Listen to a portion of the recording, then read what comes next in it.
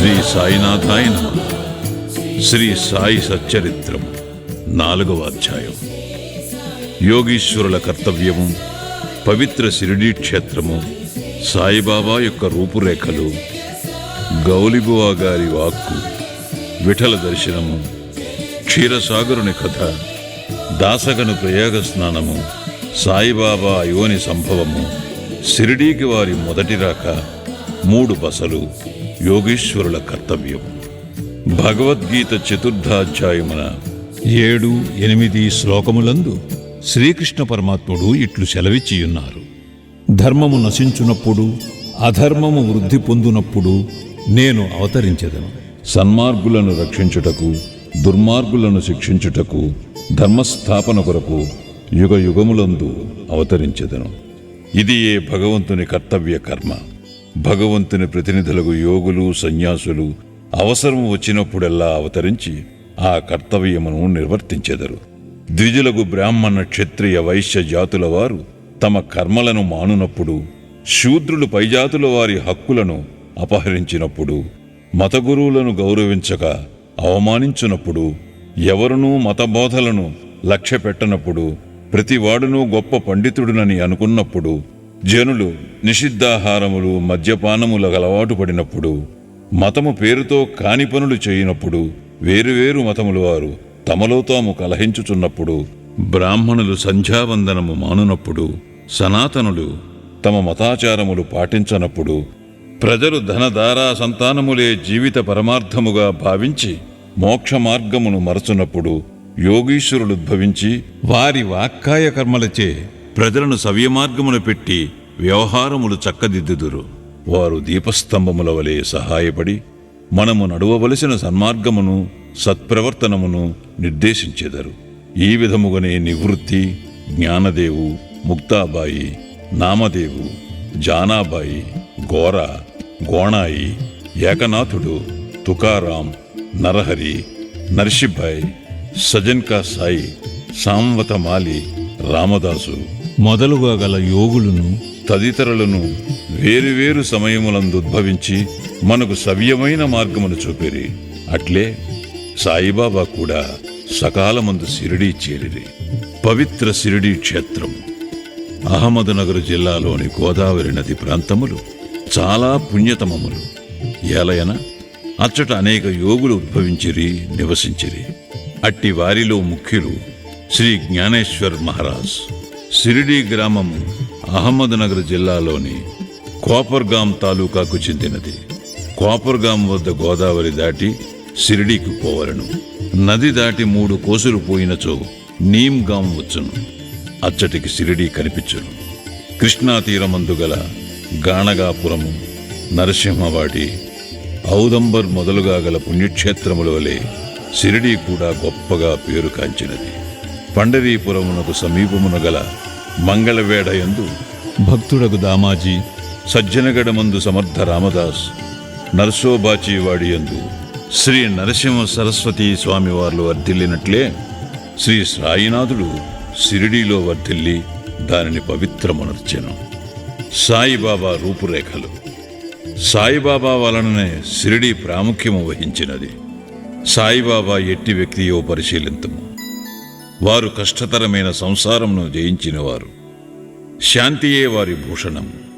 వారు జ్ఞానమూర్తులు. వైష్ణవ భక్తులకు ఇల్లు వంటివారు. ఉదార స్వభావులు. సారములోని సారాంశము వంటివారు. నశించు వస్తువులందు అభిమానము లేనివారు. ఎల్లప్పుడూ ఆత్మ సాక్షాత్కారమందే మునిగియుండెడివారు. భూలోకమునందు గాని స్వర్గలోకమునందు గాని గల వస్తువులయందు అభిమానము లేనివారు. వారి అంతరంగము అద్దము వలె స్వచ్ఛమైనది. వారి వాక్కుల నుండి అమృతము స్రవించుచుండెను. గొప్పవారు, బీదవారు వారికి సమానమే. వారు మానవమానాలను లెక్కించిన వారు కారు. అందరికీ వారు ప్రభువు. అందరితో కలిసిమెలిసి ఉండేవారు. ఆటలు గాంచెడివారు, పాటలను వినుచుండెడివారు. కాని సమాధి స్థితి నుండి మరలువారు కారు. ఎల్లప్పుడూ అల్లా నామము ఉచ్చరించుచుండెడివారు.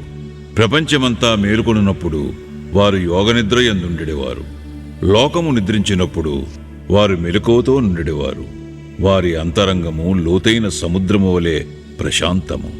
వారి ఆశ్రమము, వారి చర్యలు ఇదమిద్దముగా నిశ్చయించుటకు వీలు కానివి.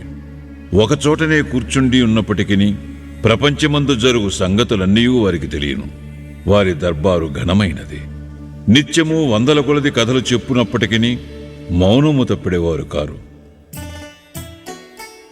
ఎల్లప్పుడూ మసీదు గోడకు ఆనుకుని నిలుచువారు, లేదా ఉదయము, మధ్యాహ్నము, సాయంత్రము లెండి తోట వైపు గాని చావడి వైపు గాని పచార్లు చేయుచుండెడివారు. ఎల్లప్పుడూ ఆత్మధ్యానమునందే మునిగి ఉండేవారు. సిద్ధపురుషుడైనప్పటికీ సాధకుని వలె నటించువారు. అనుకోవ, నమ్రత కలిగి అహంకారము లేక అందరినీ ఆనందింపచేయువారు. అట్టివారు సాయిబాబా. షిరిడీ నేల వారి పాదస్పర్శచే గొప్ప ప్రాముఖ్యము పొందినది. జ్ఞానేశ్వర్ మహారాజ్ ఆళందని వృద్ధి చేసినట్లు, ఏకనాథుడు పైఠానును వృద్ధి చేసినట్లు శ్రీ సాయిబాబా షిరిడీని వృద్ధి చేశాను. షిరిడీలోని గడ్డి రాళ్లు పుణ్యము చేసుకున్నవి. ఏలయన బాబా పవిత్ర పాదములను ముద్దు పెట్టుకుని వారి పాదధూళి తలపైన వేసుకొనగలిగినవి. షిరిడీ మా వంటి భక్తులకు పండరీపురము, జగన్నాథము, ద్వారక, కాశీ, రామేశ్వరము, బదరీ కేదార్, నాసిక్, త్రయంబకేశ్వరము, ఉజ్జయిని, మహాబలేశ్వరము, గోకర్ణముల వంటిదైనది. షిరిడీ సాయిబాబా స్పర్శయే మాకు వేదపారాయణ తంత్రము. అది మాకు సంసార బంధముల సన్నగిల చేసి ఆత్మ సాక్షాత్కారమును సులభ సాధ్యము చేయును. శ్రీ సాయి దర్శనమే మాకు యోగ సాధనముగా నుండెను. వారితో సంభాషణ మా పాపమును తొలగించుచుండెను. త్రివేణి ప్రయాగల స్నానఫలము వారి పాదసేవ వలనే కలుగుచుండెడిది. వారి పాదోదకము మా కోరికలను నశింపుచేయుచుండెడిది. వారి ఆజ్ఞ మాకు వేదవాక్కుగా నుండెడిది. వారి ఊదీ ప్రసాదము మమ్ము పావనము చేయుచుండెను. వారు మా పాలిట శ్రీకృష్ణుడిగా, శ్రీరాముడుగా నుండి ఉపశమనము కలుగుచేయుచుండిరి. వారు మాకు పరబ్రహ్మ స్వరూపమే. వారు ద్వంద్వాతీతులు. నిరుత్సాహము గాని ఉల్లాసము గాని ఎరుగరు. వారు ఎల్లప్పుడూ సచితానంద స్వరూపులుగా నుండెడివారు. షిరిడీ వారి కేంద్రమైనను వారి లీలలు పంజాబు, కలకత్తా, ఉత్తర హిందూస్థానము, గుజరాత్, దక్కను, కన్నడ దేశములలో చూపుచుండిరి. ఇట్లు వారి కీర్తి దూరదేశములకు వ్యాపింపగా భక్తులన్ని దేశముల నుండి షిరిడీ చేరి వారిని దర్శించి వారి ఆశీర్వాదమును పొందుచుండిరి. వారి దర్శన మాత్రముననే భక్తుల మనములు వెంటనే శాంతి వహించుచుండెడివి. పండరీపురమందు విఠల్ రకుమాయులను దర్శించినచో భక్తులకు కలిగడి ఆనందము షిరిడీలో దొరుకుచుండెడిది. ఇది అతిశయోక్తి కాదు. ఈ విషయమును గూర్చి భక్తుడొకడు చెప్పినది గమనింపుడు. గౌలిబువ అభిప్రాయము. 95 సంవత్సరముల వయస్సు గల గౌలిబువ అను వృద్ధ భక్తుడొకడు పండరీ యాత్ర ప్రతి సంవత్సరము చేయువాడు. 8 మాసములు పండరీపురమందు, మిగతా 4 మాసములు ఆషాఢము మొదలు కార్తీకము వరకు గంగానది ఒడ్డునను ఉండిడివాడు. సామాను మోయుటకు ఒక గాడిదను, తోడుగా ఒక శిష్యుని తీసుకుని పోవాడు. ప్రతి సంవత్సరము పండరీ యాత్ర చేసుకుని షిరిడీ సాయిబాబా దర్శనమునకై వచ్చేవాడు. అతడు బాబాను మిగుల ప్రేమించువాడు. అతడు బాబా వైపు చూచుచూ ఇట్లనెడవాడు: వీరు పండరీనాథుని అవతారమే. అనాథల కొరకు, బీదల కొరకు వెలసిన కారుణ్యమూర్తి. గౌలిబువ విఠోబాదేవుని ముసలి భక్తుడు. పండరీ యాత్ర ఎన్నిసార్లో చేశాను. వీరు సాయిబాబా పండరీనాథుని అవతారమని నిర్ధారణ పరిచిరి. విఠలదేవుడు దర్శనమిచ్చుట. సాయిబాబాకు భగవన్నామస్మరణ యందును సంకీర్తనమందును మిక్కిలి ప్రీతి. వారెప్పుడు అల్లా మాలిక్ అనగా అల్లాయే యజమాని అని అనుచుండెడివారు. 7 రాత్రింబగళ్ళు భగవన్నామస్మరణ చేయించుచుండెడివారు. దీనినే నామ సప్తాహమందరు. బాబా ఒకప్పుడు దాసగను మహారాజును నామ సప్తాహము చేయమనిరి. సప్తాహము ముగినాడు విఠల్ దర్శనము కలుగునని వాగ్దానమిచ్చినచో నామ సప్తాహమును సలిపెదనని దాసగను జవాబిచ్చెను. బాబా తన గుండెపై చేయి వేసి, తప్పనిసరిగా దర్శనమిచ్చును, కాని భక్తుడు భక్తి ప్రేమలతో ఉండవలెను.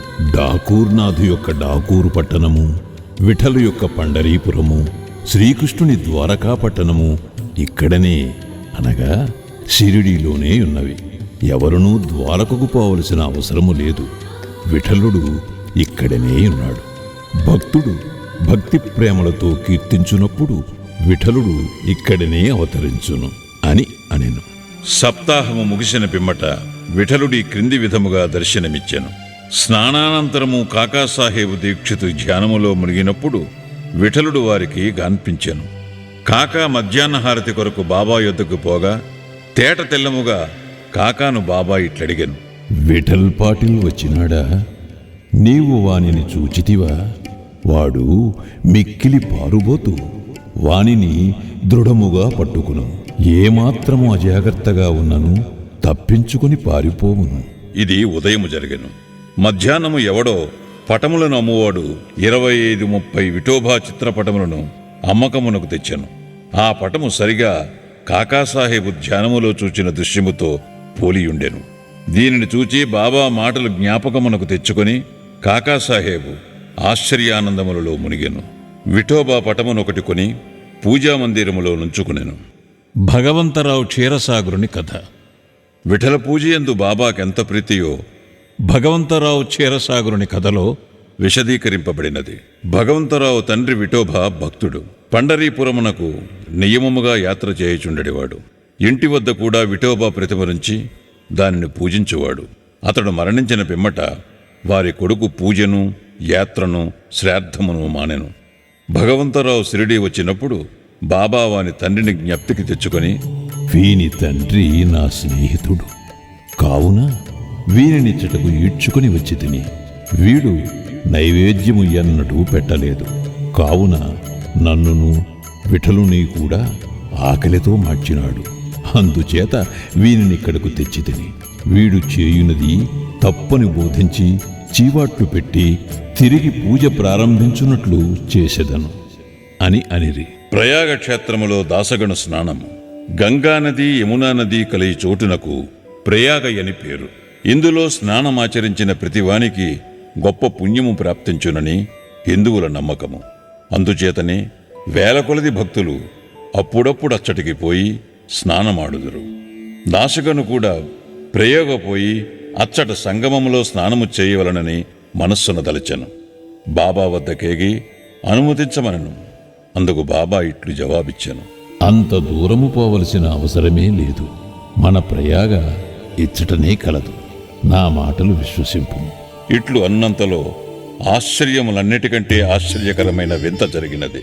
దాసగను మహారాజు బాబా పాదములపై శిరస్సు నుంచిన వెంటనే బాబా 2 పాదముల బొటనవేళ్ల నుండి గంగా, యమునా జలములు కాలువలుగా పారెను. ఈ చమత్కారమును చూచి దాసగను ఆశ్చర్యచకితుడయ్యను. భక్తి ఆవేశాలతో మైమరిచాడు. కన్నులు ఆనందాశ్రులతో నిండే అతని హృదయంలో ఉప్పొంగిన కవితావేశం శ్రీ సాయిలీలా గాన రూపంలో పెళ్ళుబుకింది. బాబా అయోని సంభవుడు. షిరిడీ మొట్టమొదట ప్రవేశించుట. సాయిబాబా తల్లిదండ్రులను గూర్చిగాని, జన్మము గూర్చిగాని, జన్మస్థానమును గూర్చిగాని ఎవరికీ ఏమీ తెలియదు. ఎందరో పెక్కుసారులు ఈ విషయములు కనుగొనుటకు ప్రయత్నించిరి. పలుసార్లు ఈ విషయముగా బాబాను ప్రశ్నించిరి. కాని ఎట్టి సమాధానము కాని, సమాచారము కాని పొందకుండెరి. నామదేవు, కబీరు సామాన్య మానవులవలే జన్మించి ఉండలేదు. ముత్యపు చిప్పలలో చిన్న పాపల వలె లభించిరి. నామదేవుడు భీమారథి నదీ తటమున గోణాయికి కనిపించాను. కబీరు భాగీరథీ నదీ తటమున తమాలకు కనిపించాను. అట్టిదే సాయి జన్మ వృత్తాంతము. భక్తుల కొరకు బాబా 16 ఏళ్ల బాలుడుగా షిరిడీలో వేప చెట్టు కింద అవతరించాను. బాబా అప్పటికే బ్రహ్మజ్ఞానిగా కనిపించాను. బాబా స్వప్నావస్థ ఎందైనను ప్రపంచ వస్తువులను కాంక్షించుడివారు కాదు.